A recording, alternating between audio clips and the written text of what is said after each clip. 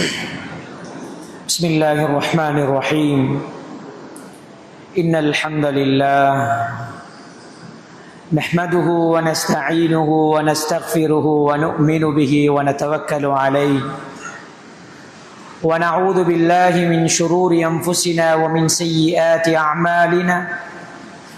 من يهده الله فلا مضل له ومن يضلل فلا هادي له.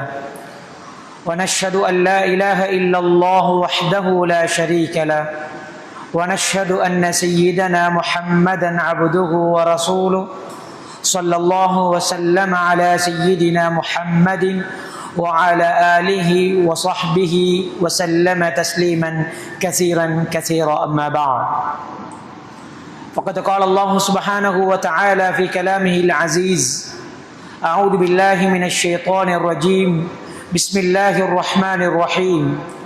ولا تصعر خدك للناس ولا تمشي في الأرض مرحا إن الله لا يحب كل مختال فخور. وقال تعالى أيضا: واخفض جناحك لمن اتبعك من المؤمنين. صدق الله العظيم. يقول الله تعالى في الحديث القدسي: الكبرياء ردائي والعظمة إزاري فمن نازعني واحدا منهما ألقيته في جهنم أو كما قال الله تعالى في الحديث القدسي. புகழனைத்தும் முழு உலகத்தையும் படைத்து பரிபாலித்துக் கொண்டிருக்கின்ற வல்லநாயன் அல்லாஹ் ஜல்ல ஷஅனுஹு சுப்ஹானஹு வ தஆலாவுக்கே உரித்தாகட்டும். ஸலவாத்தும் ஸலாமும் சாந்தி மதம் ஏந்தி வந்த சத்திய திருத்தூதர் சன்மார்க்க போதகர் முஹம்மத் முஸ்தபா ஸல்லல்லாஹு அலைஹி வஸல்லம் அவர்கள் மீதும், அவர்களை அடியொட்டி வாழ்ந்த சஹாபாக்கள், தாபிஊன்கள், தபஉ தாபிஈன்கள், அனைத்து நல்லடியார்கள் மீதும் உண்டாவதாக. புனிதமான ஜும்ஆவுடைய தினத்திலே, ஜும்ஆவுடைய கடமையை நிறைவேற்றும் நோக்கிலே, இறையில்லமாம் மஸ்ஜிதிலே ஒன்று கூடியிருக்கும் அல்லாஹ்வுடைய நல்லடியார்களே, இறை நேசர்களே, எந்த நேரத்திலும் எந்த சந்தர்ப்பத்திலும் எங்கிருந்த போதிலும் எம்மை படைத்த நாயன் வல்ல நாயன் அல்லாஹ் எங்களை பார்த்து கொண்டிருக்கிறான். இத்தகுல்லாஹ், அல்லாஹுவை அஞ்சிக் கொள்ளுங்கள் என முதலில் எனக்கும் அப்பால் உங்களுக்கும் வசியத் செய்து கொள்கிறேன். அல்லாஹு சுப்ஹானஹு வ தஆலா இந்த உலகத்திலே மனிதர்களாக கண்ணியமான ஒரு படைப்பாக அல்லாஹ் தஆலா படைத்திருக்கிறான். ஆதமுடைய மக்களை பற்றி குர்ஆன்ல அல்லாஹ் சொல்கிற நேரத்தில் வலகத் கர்ரம்னா பனி ஆதம், ஆதமுடைய மக்களை நாங்கள் சங்கைப்படுத்தி இருக்கிறோம், ஒரு கண்ணியமான படைப்பாக ஆக்கி வைத்திருக்கிறோம் என்று அல்லாஹ் தஆலா சொல்கிறான். இந்த உலகத்திலே நாம் கண்ணியத்தோடு, பல உயர்வுகளோடு, எப்படி அடைவுகளோடு வாழ்ந்தாலும் எப்படி வாழ வேண்டும் என்கின்ற ஒரு முறையை அல்லாஹ் தஆலா காட்டுகிறான். எந்த ஒரு கட்டத்திலும் எந்த ஒரு உயர்வும் எமது உள்ளத்தில் ஒரு சிறியதொரு தற்பெருமையையும் தந்துவிடக்கூடாது. எந்த ஒரு மனிதன் எப்படியான ஒரு உயர்வு கிடைத்த போதிலும் அவன் பணிவோடு நடக்கின்றானோ அல்லாஹு தஆலா அந்த மனிதனை உயர்த்துகிறான். இது குர்ஆனுடைய ஹதீஸுடைய போதனைகளினுடைய பிரதானமான ஒரு விடயம். குர்ஆன்ல அல்லாஹ் சொல்கிறான்: வக்ஃபிர் ஜனாஹக லிமன் இத்தபஅக மினல் முஃமினீன். நீங்க உங்களுடைய அந்த முஃமின்கள், உங்களை பின்பற்றக்கூடியவங்களோடு மிக பணிவோடு அவர்களோடு நீங்கள் பணிவாக நடந்து கொள்ளுங்கள் என்று அல்லாஹ் தஆலா நபிக்கு ஸல்லல்லாஹு அலைஹி வஸல்லம் அவர்களுக்கு கட்டளையிடுகிறான். அவர்களோடு அவர்களுடைய விடயங்களை நீங்க செவிதாழ்த்து கேளுங்க, அவர்களோடு பணிவாக நடங்க, அவர்களோடு அன்பாக நடங்க என்கின்ற போதனைகளை அல்லாஹ் தஆலா நபி அவர்களுக்கு அல்லாஹ் தஆலா சொல்லியிருக்கிறான். நபி ஸல்லல்லாஹு அலைஹி வஸல்லம் அவர்கள் அவர்களுடைய வாழ்க்கையில இந்த உலகத்திலே மிக உயர்ந்த ஒரு மனிதராக, ரஹ்மத்துல்லில் ஆலமீனாக, உலகத்துக்கு வந்த அனைத்து மனித படைப்புக்கும் ஒரு அருட்கொடையாக வந்த நபியாக இருந்த போதிலும் அவர்கள் மிக பணிவுள்ள மனிதராக நடந்து காட்டியிருக்கிறார்கள். நபியவர்களுடைய பணிவினுடைய அடையாளம் தான் ரசூல்மார்கள் ஆடு மேய்ப்பவர்களாக இருந்தார்கள். ஸல்லல்லாஹு அலைஹி வஸல்லம் அவர்களும் ஆடு மேய்த்திருக்கிறார்கள். ஆடு மேய்ப்பதன் ஊடாக அவர்களுடைய பணிவை அவர்கள் வெளிப்படுத்தி இருக்கிறார்கள்.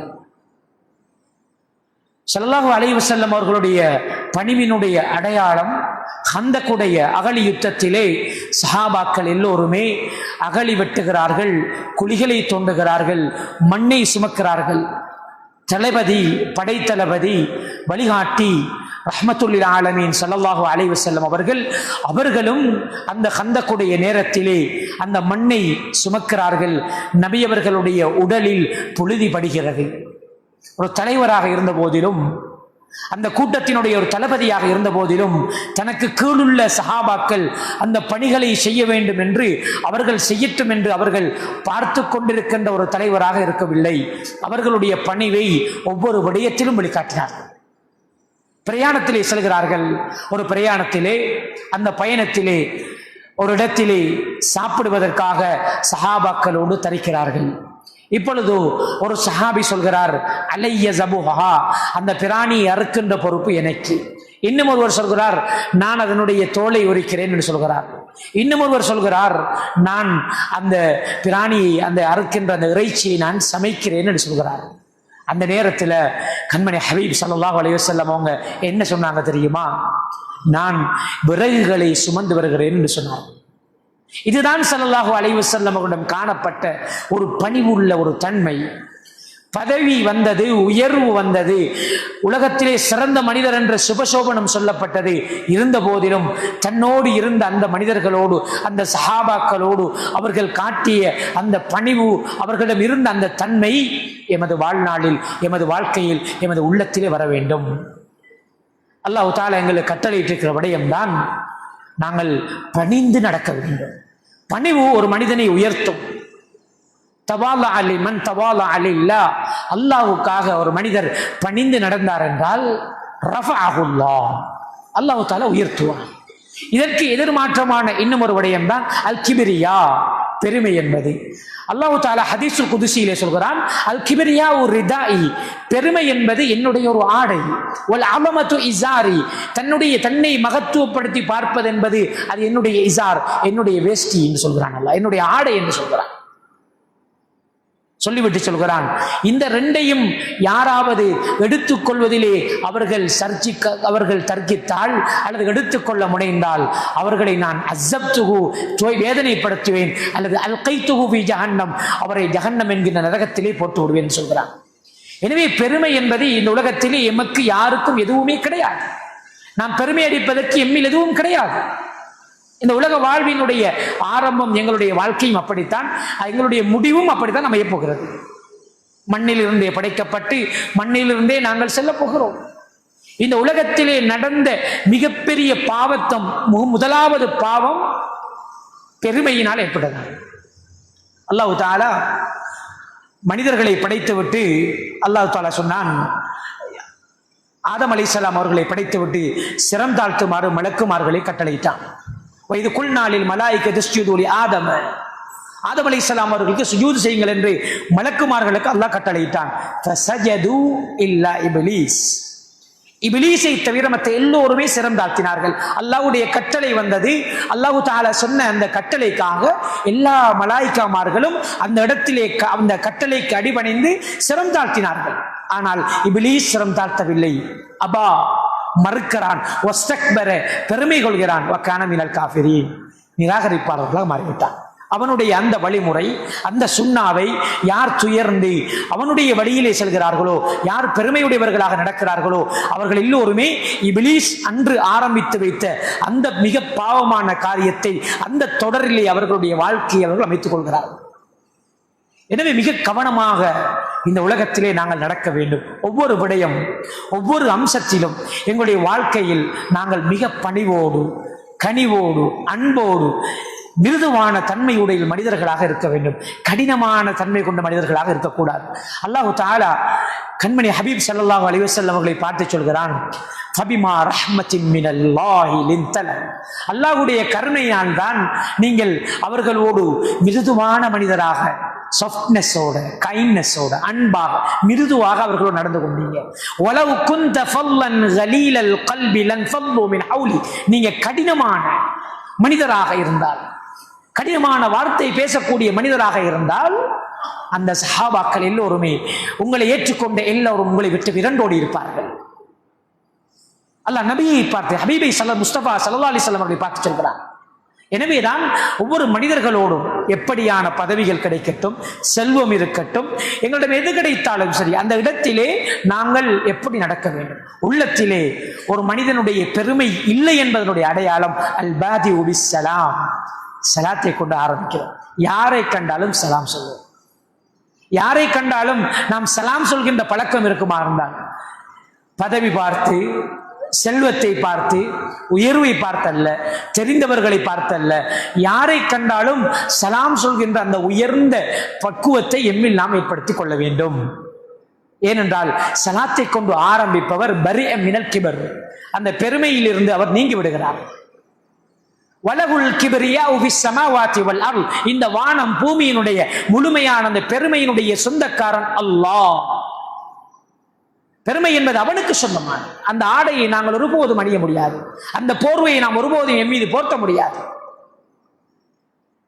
அப்படியான ஒரு உணர்வு எங்களுக்கு ஒரு நாளும் வந்து விடக்கூடாது. எம்மை நாம் மாற்றிக்கொள்ள வேண்டும். ஸல்லல்லாஹு அலைஹி வஸல்லம் அவர்களுடைய வாழ்க்கையிலும் அல்லது அவர்களை துயர்ந்து வாழ்ந்த குலஃபாஉர் ராஷிதூன்கள் என்ற நேர்வழி பெற்ற கலீஃபாக்கள், அதற்கு பின்னர் வந்த ஸலஃபு ஸாலிஹீன்களாக இருக்கலாம், யாராக இருந்தாலும் சரி, எந்த ஒரு பதவியோ எந்த ஒரு பட்டமோ அவர்களுடைய வாழ்க்கையில் எந்த ஒரு கட்டத்திலும் அவர்களுடைய உள்ளத்தில் கடுகளவேனும் பெருமையை கொண்டு வரவில்லை. பெருமை வர நினைக்கின்ற ஒவ்வொரு விடயங்களிலும் அவர்களை தாழ்த்திக் கொள்வார்கள். ஹஸரத் உமர் ரலியல்லாஹு அன்ஹு அவர்களும் அபூ உபைதத்துல் ஜர்ராஹ் ரலியல்லாஹு அன்ஹு அவர்கள் இருவரும் ஒரு பயணத்தில் வருகிறார்கள். உமர் ரலியல்லாஹு அன்ஹு அவர்கள் ஹலீஃபா. ஹலீஃபா என்றால் இந்த நாட்டினுடைய ஜனாதிபதியோ இல்ல, உலகத்தினுடைய அன்றைய நாள் அந்த ஹிஜாஸுடைய பெரும் தலைவர், அந்த காலத்திலே வாழ்ந்த மிகப்பெரிய ஒரு அரசராக திகழக்கூடிய ஹஸரத் உமர் ரலியல்லாஹு அன்ஹு அவர்கள் என்ன செய்கிறார்கள் தெரியுமா? அவர்களுடைய ஒட்டகத்தின் மேலிருந்து கீழிறங்கி அவர்களுடைய காலுறையை எடுத்து அவர்களுடைய தோளிலே போட்டுக் கொள்கிறார்கள். அந்த ஒட்டகத்தை கடிவாளத்தை பிடித்து கொண்டு அதனை அவர்களே பிடித்து கொண்டு செல்கிறார்கள். இப்பொழுது அபூ உபைதா ரலியல்லாஹு அன்ஹு கேட்கிறார்கள், நீங்கள் மக்கள் எல்லோருமே சங்கையாக பார்க்கிற ஒரு ஹலீஃபா அல்லவா, நீங்கள் இப்படி செருப்பை காலுறையை சுமந்து கொண்டு ஒட்டகத்தினுடைய கடிவாளத்தை பிடித்து கொண்டு செல்கின்ற மனிதர் அல்லவே என்று சொல்கிறார்கள். அவர்கள் சொல்கிறார்கள், நாங்கள் எல்லோருமே இந்த உலகத்தில் மிக இழிவான மனிதர்களாக இருந்தோம். அஸ்ஸனல்லாஹு பில் இஸ்லாம், அல்லாஹ் தஆலா இஸ்லாத்தை கொண்டுதான் எங்களை சங்கைப்படுத்தினான். அல்லாஹ் எங்களுக்கு தந்த சங்கை அந்த இஸ்லாம் என்ற அந்த கௌரவம். எனவேதான் நாங்கள் இவ்வாறான இந்த சிறிய சிறிய விடயங்களை செய்வதிலிருந்து எங்களை தவிர்ந்து எங்களை இன்னும் இழிவானவர்களாக நான் மாற்ற விரும்பவில்லை என்று ஹஸரத் உமர் ரலியல்லாஹு அன்ஹு சொல்கிறார்கள். ஆட்சி அதிகாரத்தில் இருந்த போதும் கூட அவர்களுடைய இன்றைய நாளினுடைய அதிகாரிகள், உயர் அதிகாரிகள், ஆட்சியில் இருப்பவர்களிடம் இருக்கக்கூடிய அந்த பெருமை தற்பெருமையை நாங்கள் கண்டு கொண்டிருக்கிறோம். அல்லாஹ் தஆலா அந்த உலகத்துக்கு ஒரு நியதியை வைத்திருக்கிறார். யாரெல்லாம் எந்தெந்த விடயத்தில் மிக பெருமையோடு வாழ்ந்தார்களோ அவர்கள் எல்லாம் அதே பெருமையோடு வாழ்கிற போது அல்லாஹ் வீழ்த்தி இருக்கிறார். ஃபிரௌன் ஆட்சி அதிகாரத்தை கொண்டு மிகப்பெரிய பெருமையை இந்த உலகத்திலே காட்டியவன், அன ரப்புக்குமுல் அலா என்று சொன்னவன், நான் மிக பெரும் இரட்சகன் என்று சொன்னவன். அவனுடைய உள்ளத்தில் இருந்த பெருமை அவன் அதிகாரத்தில் இருக்கின்ற போது அல்லாஹ் தஆலா நீரில் மூழ்கடித்து காட்டினான். அதிகாரத்தை களைத்து விட்டு அல்லாஹ் தஆலா நீக்கிவிட்டு மூழ்கடிக்க செய்யவில்லை. அதிகாரத்தில் இருக்கின்ற போதே நீ சக்தியற்றவன் என்று நீருக்குள்ளே அல்லாஹ் தஆலா அவனை மூழ்கடித்து காட்டினான். ஹாரூன் செல்வத்தை கொடுத்திருந்தான், செல்வத்தை கொண்டு பெருமை அடித்தான். ஃபபகா அலைஹிம் வஆதைனாஹு மினல் கனூஸ் மா இன்ன மஃபாத்திஹு லதனூ பில் உஸ்பத்தி உலில் குவா இஸ் கால லஹு கௌமுஹு லா தஃப்ரஹ் இன்னல்லாஹ லா யுஹிப்புல் ஃபரீஹ். அல்லாஹ் தஆலா கொடுத்திருந்த அந்த செல்வத்தை பார்த்து, காரூனை பார்த்து அவனுடைய கூட்டம் சொன்னார்கள், நீ கடுமையாக சந்தோஷப்படாதே.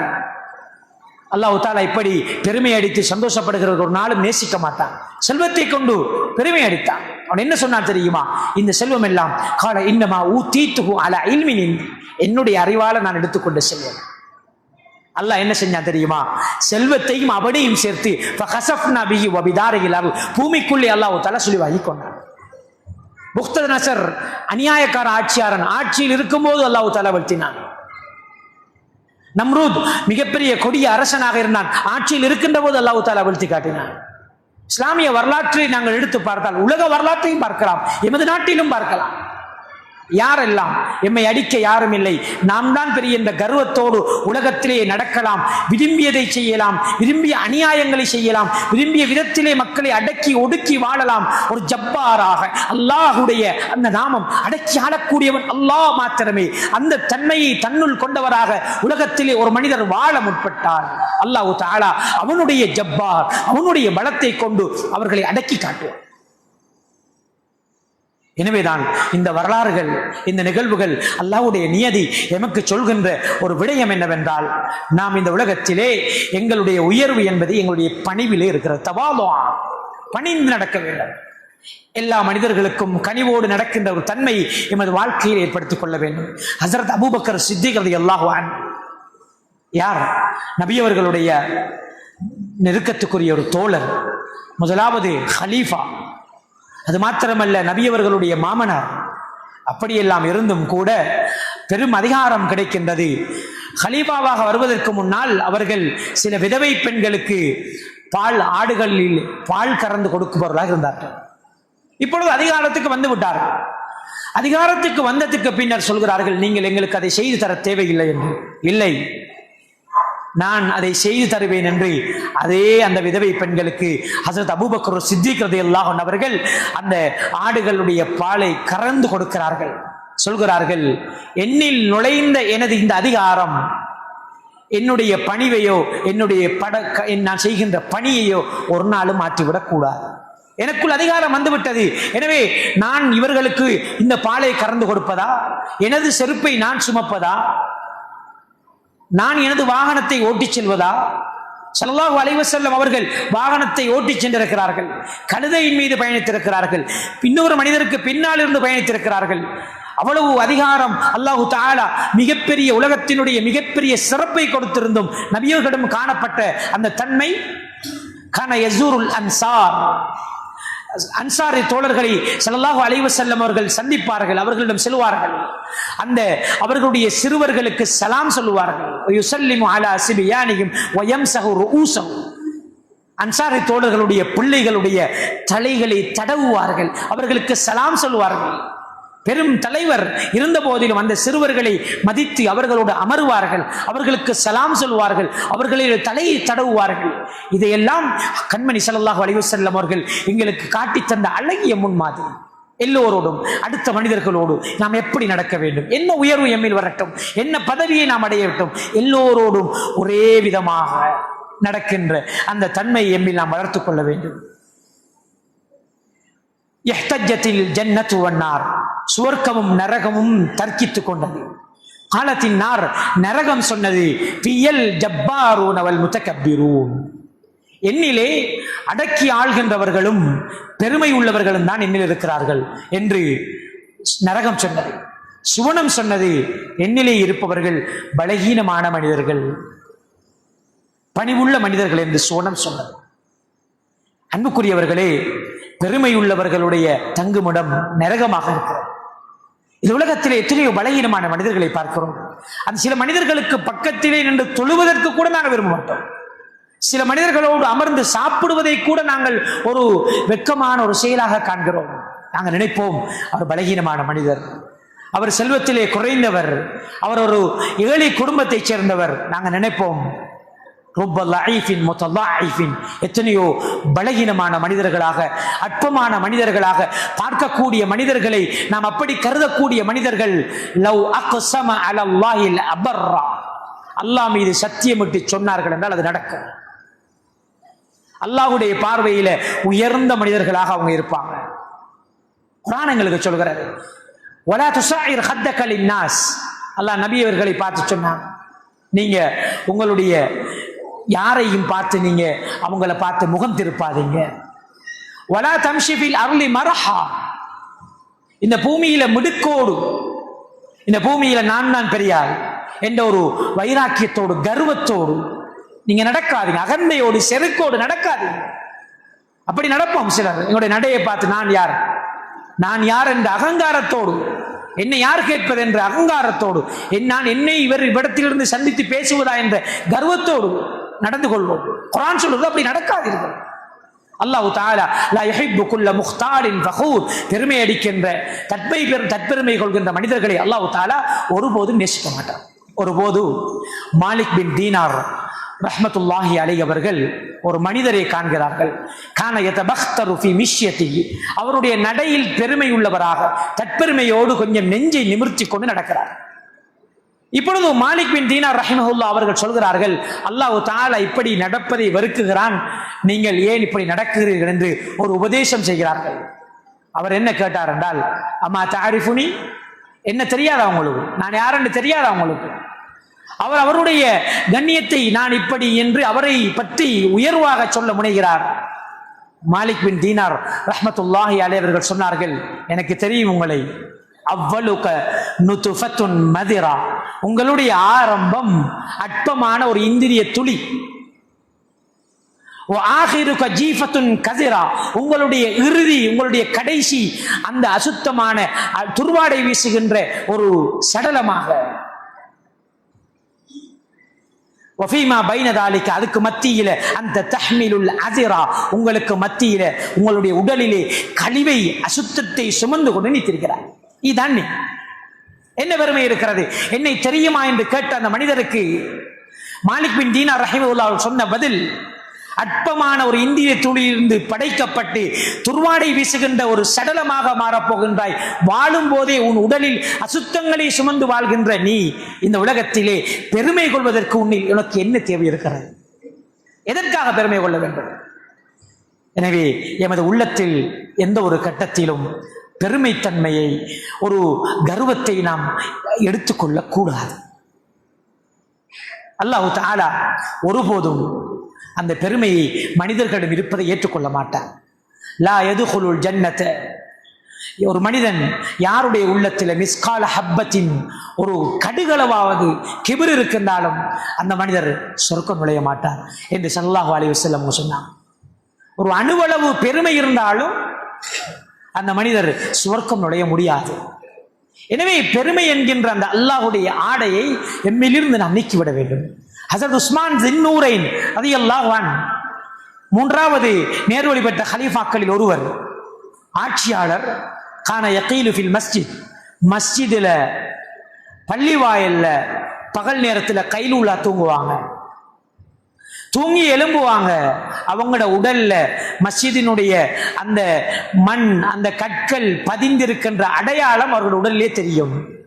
ஆட்சியாளர் அரண்மனையில் உறங்கவில்லை, பள்ளி வாயிலிலே மணலிலே சிறு கற்களுக்கு மேலே தூங்கி எழும்புகிறார். அவருடைய உடலிலே அந்த சிறு கற்கள் பதிந்த அடையாளம் தெரிகிறது.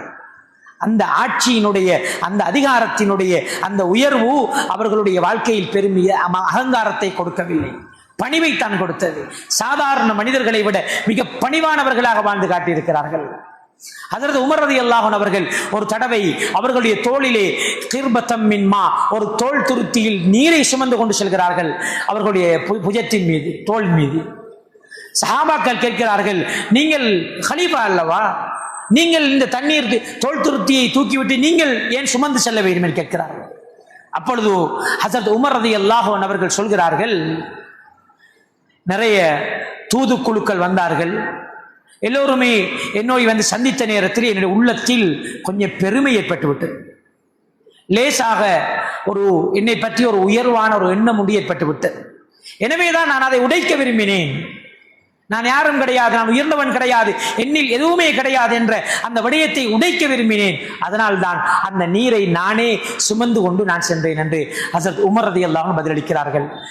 அன்புக்குரியவர்களே, அல்லாஹ்வுடைய நல்லடியார்களே, இதுதான் ஆட்சியோடும் அதிகாரத்தோடும் பதவியோடும் உயர்வோடும் நாம் இருக்கின்ற நேரத்தில் எம்மை எந்த உள்ளத்தில் எந்த ஒரு கட்டத்திலும் எந்த ஒரு விடயத்திலும் எங்கள் உள்ளத்தில் கடுகள வேண்டும், பெருமை வந்து விடாமல் எம்மை நாம் காத்துக்கொள்ள வேண்டும்.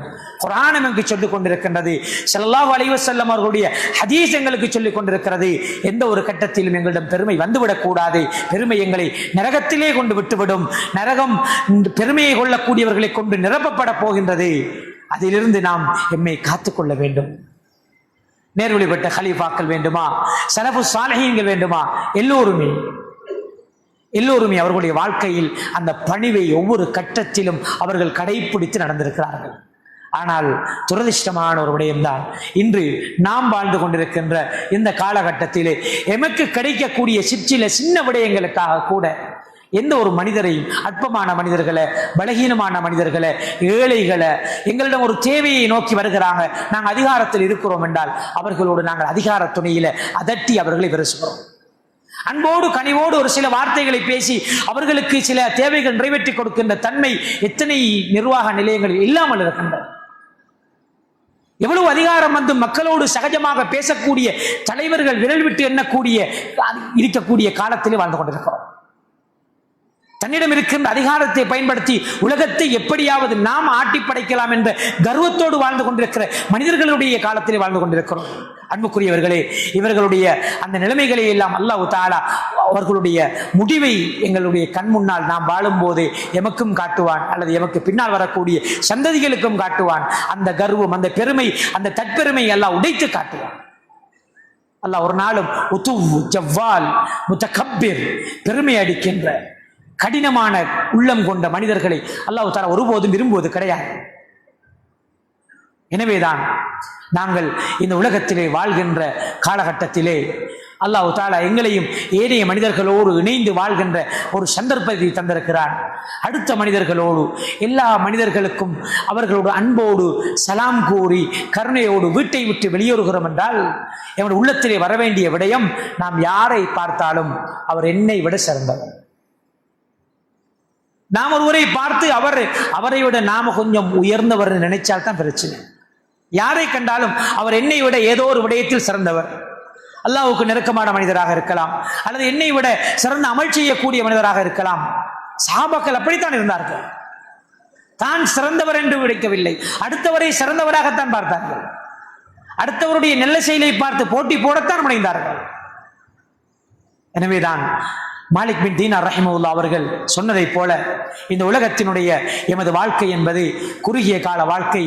இந்த வாழ்க்கை மிக குறுகிய விதத்திலே, நாம் எதிர்பாராத விதத்திலே முடிவடைந்து விடும். முடிவடைகின்ற நேரத்தில் எமது ரூஹ் கைப்பற்றப்படுகின்ற தருணத்தில் நாங்கள் அல்லாஹ்வுக்கு பொருத்தமானவர்களாக, பணிவுள்ள மனிதர்களாக இந்த உலகத்தை விட்டு செல்ல வேண்டும். அப்பொழுதுதான் இந்த உலகத்திலும் நாளை மறுமையிலும் அல்லாஹ் தஆலா எங்களுக்கு உயர்வை தருவான். பெருமை என்கின்ற அந்த தன்மையை எமது உள்ளத்திலிருந்து நீக்கி, அடுத்த மனிதர்களை அடக்கி ஆளுகின்ற தன்மைகளை நீக்கி, அனைவரோடும் கனிவோடு நடக்கின்ற நல்ல பணிவுள்ள மனிதர்களாக எங்களை மாற்றிக்கொள்வதற்கு நாங்கள் எல்லோரும் உறுதி கொள்ள வேண்டும். வல்லநாயன் அல்லாஹ் சுப்ஹானஹு வ தஆலா எங்கள் அனைவரையும் பணிவுள்ள மனிதர்களாக ஆக்கியல்வானாக. அடுத்த மனிதர்களுடைய கண்ணியங்களை மதித்து நடக்கின்ற மனிதர்கள் ஆக்கியல்வானாக. அடுத்தவர்களுடைய உணர்வுகளை புரிந்து நடப்பவர்கள் ஆக்கியல்வானாக. எல்லோருக்கும் சலாம் கூறி அன்போடு அரவணைக்கின்ற மனிதர்களாக எங்களை ஆக்கியல்வானாக. எல்லோரையும் கண்ணியமான பார்வை கொண்டு பார்க்கின்ற மனிதர்கள் ஆக்கியல்வானாக. எங்கள் உள்ளத்தில் இருந்து தற்பெருமையை நீக்கியல்வானாக. எங்களுடைய உள்ளத்திலே பணிவையும் கனிவையும் தந்தல்வானாக.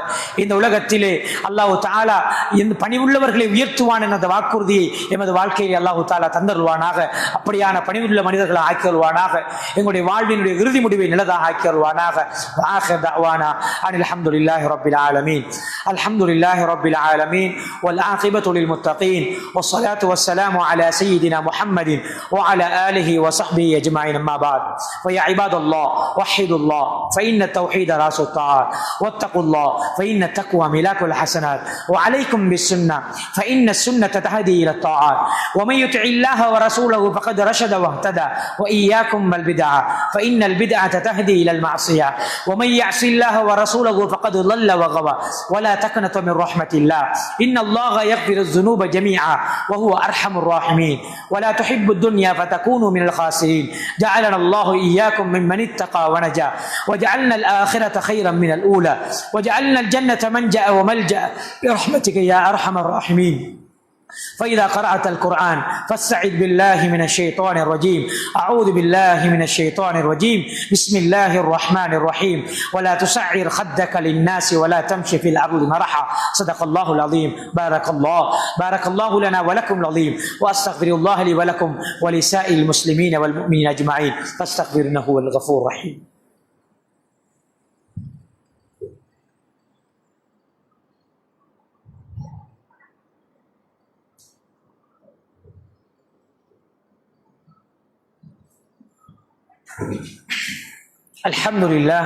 الحمد لله حمدا كثيرا كما أمر وأشهد أن لا إله إلا الله وحده لا شريك له إرغاما لمن جحد به وكفر وأشهد أن محمدا عبده ورسوله سيد البشر صلى الله وسلم على سيدنا محمد وعلى آله وصحبه ما اتصل بعين من نظر أما بعد فإني أوصيكم عباد الله وإياي أولا بتقوى الله إن الله مع الذين اتقوا والذين هم محسنون واعلموا عباد الله أن الله تعالى أمركم أمرا عظيما وبدأ به بنفسه تعظيما وقال جل جلاله عظيما إن الله وملائكته يصلون على النبي يا أيها الذين آمنوا صلوا عليه وسلموا تسليما وعجيبوا عباد الله إلى ما دعاكم وصلوا وسلموا على من به الله هداكم اللهم صل وسلم على سيدنا محمد وعلى آله وصحبه صلاة دائمة اللهم ارض عن الخلفاء الراشدين أمين من سيدنا أبو بكر بن الصديق رضي الله تعالى وعن أمين من سيدنا عمر بن الخطاب رضي الله تعالى وعن أمير المؤمنين سيدنا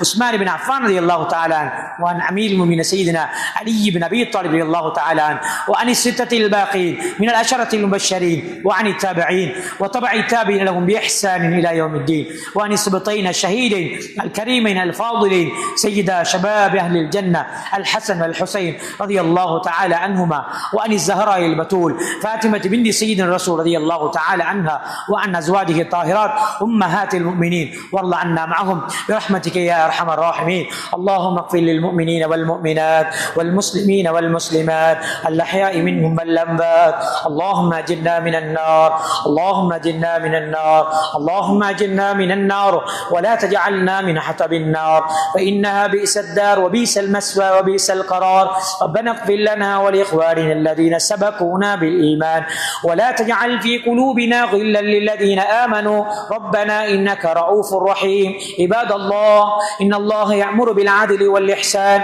وإيتاء ذي القربى وينهى عن الفحشاء والمنكر والبغي يعظكم لعلكم تذكرون اذكروا الله الجليل الجبار يذكركم واشكروه يزدكم ولذكر الله أكبر والله يعلم ما تصنعون